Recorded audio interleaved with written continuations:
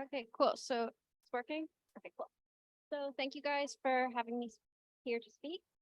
So I guess that everyone else seems to have defined what a partially hyperbolic diffeomorphism is. I don't really have to do it, but basically you have a DF invariant splitting of the tangent bundle into a stable, unstable, and center bundle. And sort of the most trivial example would be you just have something, an Nosov, and you cross it with something with the identity. So for an example, this is sort of one I'm going to use later is on the 3D. So on the 3D Heisenberg group, just recall what that is. This is a nilmanifold Lie group, and the center is of matrices that are diagonal, that are sort of almost diagonal with the, I guess, as you see here.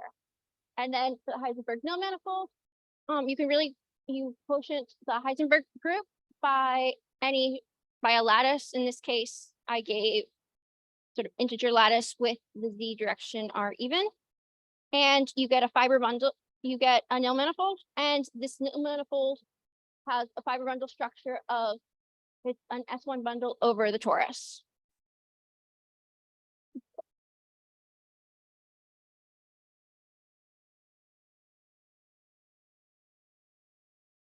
It doesn't want to do this split.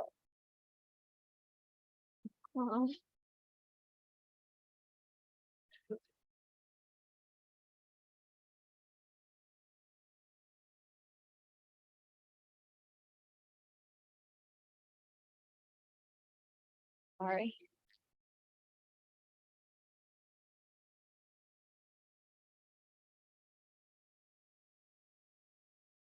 Oh.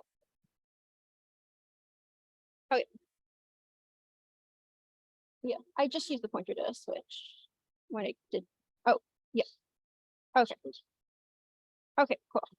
So, so automorphisms of the Heisenberg group that preserve this lattice descend to diffeomorphisms of this nilmanifold, and because automorphisms of H are going to preserve the center, then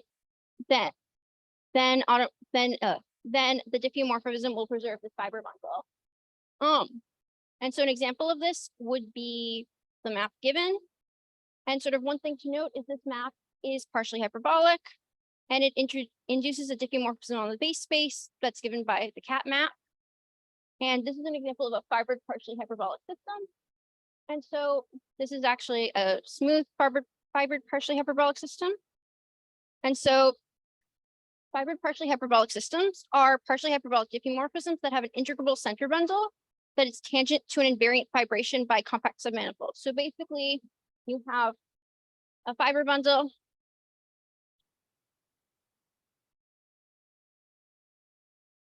and this direction is tangent. The fibers are tangent.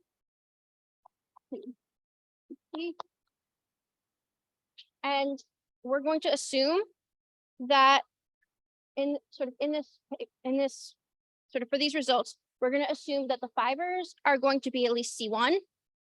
But we only require the bundle to be continuous. So the previous example is you've got smooth fibers and the bundle is actually smooth.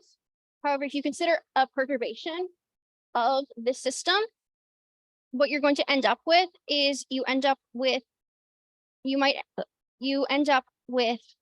by Hirsch, Pugh, and Shub, you end up with still a fibered partially hyperbolic system, and the leaves will still be sort of smooth. However, transversely they'll only be C0.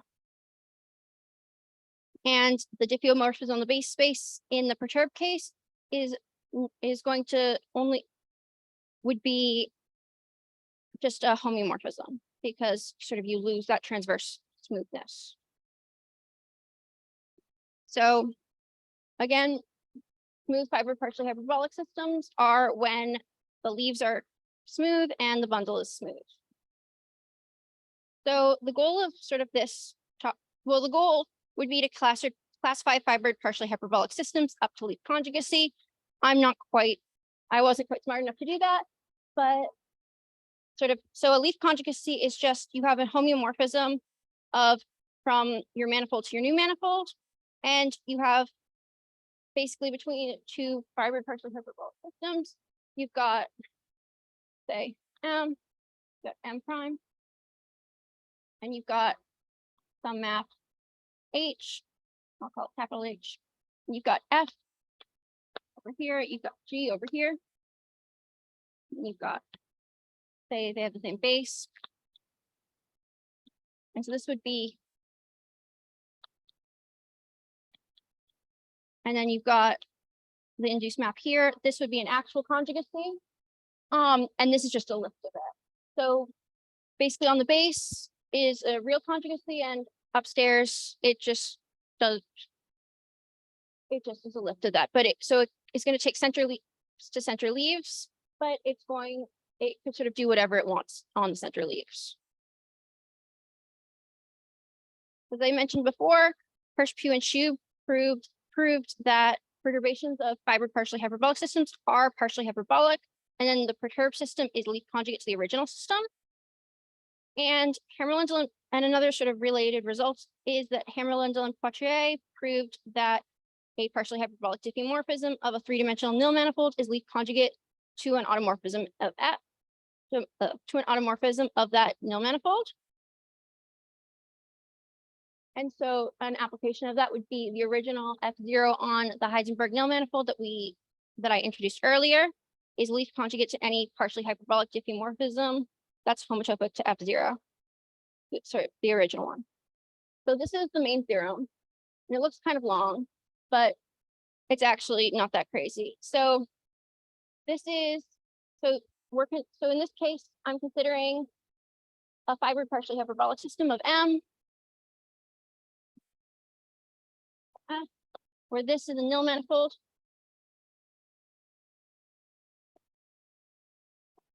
And the fibers are C1, but this is not, but it's not transverse to C1. And I'm also assuming that the structure group of this F bundle, that should be a lowercase f.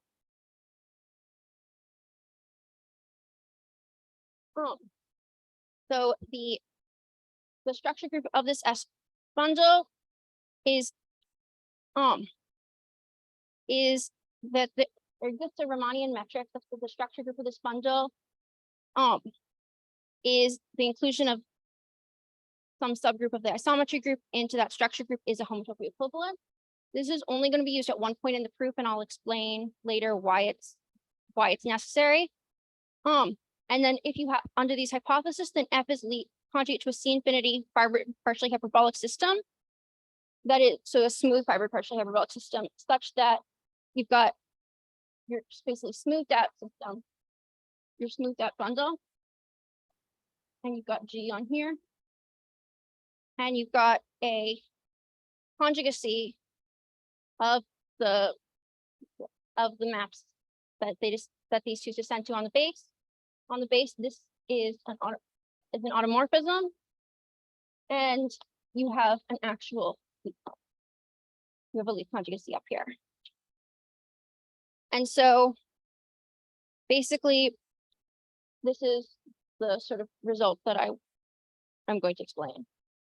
A couple, I guess, where this, so this is sort of the most general form, but coming up with like places where the partially hyperbolic diffeomorphisms and bundles where this actually applies is basically a question of figuring out what do subgroups of the isometry group. This is, you pick whatever metric you'd like are contained in the diffeomorphism group of them. And so what does this containment look like in terms of subgroups, etc. So cases where you can consider the structure group could be anything for your original fiber bundle. You are basically when you can consider cases where the isometry group, the containment of the isometry group and the diffeomorphism group is actually a homotopy equivalence. So this is known in the case of S1, S2, and S3, and for hyperbolic three manifolds. And then you get your leaf conjugacy. So another case is another sort of natural case to consider is when the structure group is the identity component of the diffeomorphism group. Sorry, that should be an F.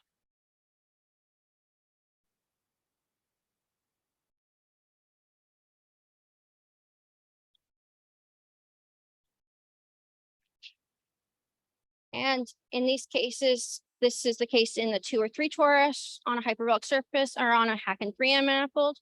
And then you get this theorem for fiber partially hyperbolic systems, for sort of F, with fiber F, and where the structure group is the identity component of the diffeomorphism of the fiber.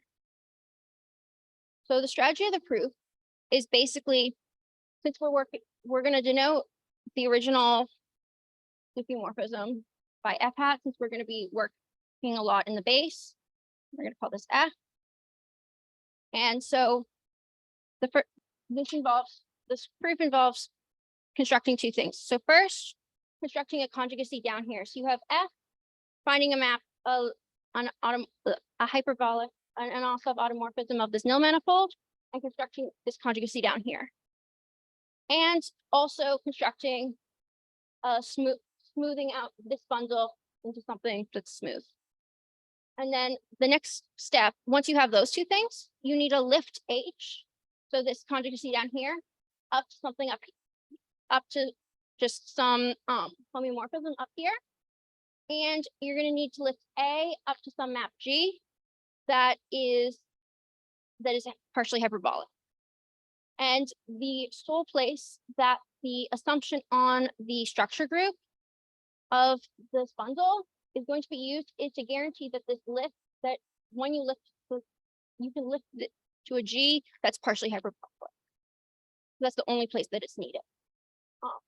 I'm going to I'll mention a little bit more at the end, sort of what you can do without that assumption. And there are some very simple cases where you don't need it at all to guarantee partial hyperbolicity. For example, if you have a trivial fiber bundle, you can just lift to something that is the identity on the fiber, and you're good. So the first step of the proof is constructing this conjugacy on the base. And so F hat descends to a map F that is a homeomorphism. It's not necessarily diffeomorphism because this fiber bundle is just C0. And so this, if F hat happened, if everything was smooth and F hat happened to descend to a diffeomorphism, which it would in the smooth case, you'd sort of expect it to be hyperbolic, or I guess a non-sub, because basically you're quotienting by the center direction. And so you're getting rid of all the stuff that's not hyperbolic behavior. And in the smooth case, you don't get a diffeomorphism. So obviously it can't be a non-sub, but it has a lot of the same properties as a non-sub diffeomorphisms. And these properties are sort of captured by the shadowing property and by expansiveness. And using these 2 properties, you can construct a lot of sort of basic anosop theory. You can do the spectral decomposition. You can do sort of structural stability. You can construct sort of analogs of stable and unstable manifolds. You can do a ton with this. And in fact, a result by Bonnet and Bonnetti shows that F is actually an anosop homeomorphism. And so sort of the theorem that I use that is used to construct this conjugacy is, and I guess also construct A, which is just the action of F on the fundamental group, is a generalization of Franks and Manning's results. And here Franks and Manning proved that if for this theorem 2 would be true if instead of an anosop homeomorphism you had a diffeomorphism. And then Hiraide proved in that with an anosop homeomorphism of a torus is topologically conjugate to a hyperbolic torus automorphism via a conjugacy that's homotopic to the identity. And this result was also proved earlier by Sumi in 96. And I have a proof that's slightly shorter than his. But I'm not going to go into that. It involves a bunch of Lefschetz fixed point theory and basically constructing a product structure using the stable and unstable, sort of the analogs of stable and unstable manifolds. So the next step would be to smooth the bundle M hat. And so sort of the strategy here is basically I guess is you start by doing a reduction of structure group of the bundle to a subgroup of the isometry group. This is going to be used later. It's not really necessary to anything. If you were to do this without using this assumption on the isometry group, you do a reduction of structure bundle to diff infinity of F. If you wanted to eliminate this assumption. And basically you can do this from a theorem by Muller and Wackel in 2009. And so, yeah. So the next part is just lifting this conjugacy H from the leaf space up to the actual manifold.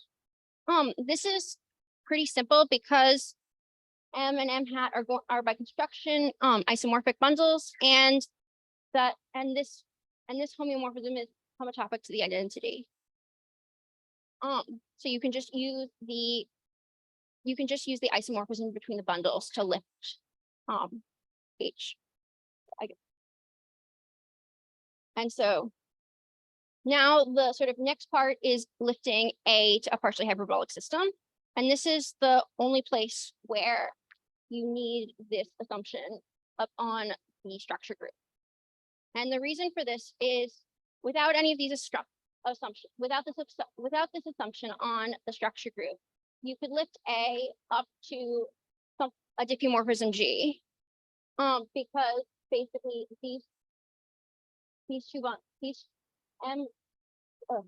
because A is homotopic to F down here, and these two bundles are isomorphic. And so you can lift A to a diffeomorphism G, and you would have this sort of leaf conjugacy, except it's not a leaf conjugacy because G is not partially hyperbolic. So you need this assumption on the fiber or on the structure group of this bundle is to get some control of what's going on in the center direction. In simpler cases, you might not need this. For example, if your fiber bundle were trivial, you'd be able to do this without any issue because you just make an identity on the fiber. But in other cases, you do use this. And what you get is you're able to lift A to a partially hyperbolic diffeomorphism, and you can guarantee you get that G restricted to the center, the fibers or the center direction is actually an isometry. So that's a lot stronger than I guess you really need for partial hyperbolicity. So it kind of makes me think that this condition can definitely be significantly weakened. It's just figuring out how to formulate that has been a bit of a challenge. And so I think that's most. I'm actually 10 minutes early, right? But I think that's most of what I wanted to say.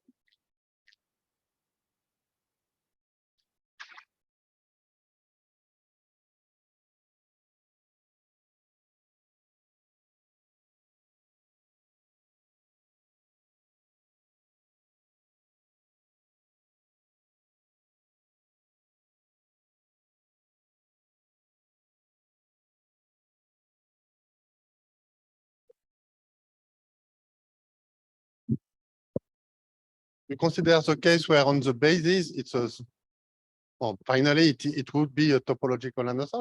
If you're on the basis it's only partially hyperbolic, could you is there some hope to keep this kind of stability of the So I guess So I guess you're considering where it's not when this is not a fiber partially hyperbolic. Maybe you start with a fiber on the basis on your refiber again. And I would, that is the basis, would not be topologically anisotropy, but would be Yeah, partially. So I'm not sure.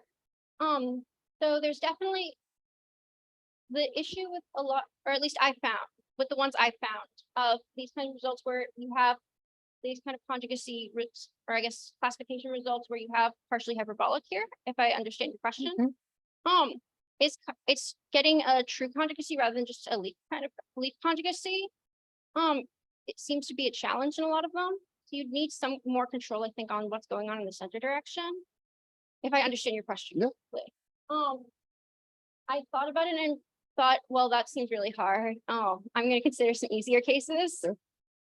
But other question? So if not, thank you again.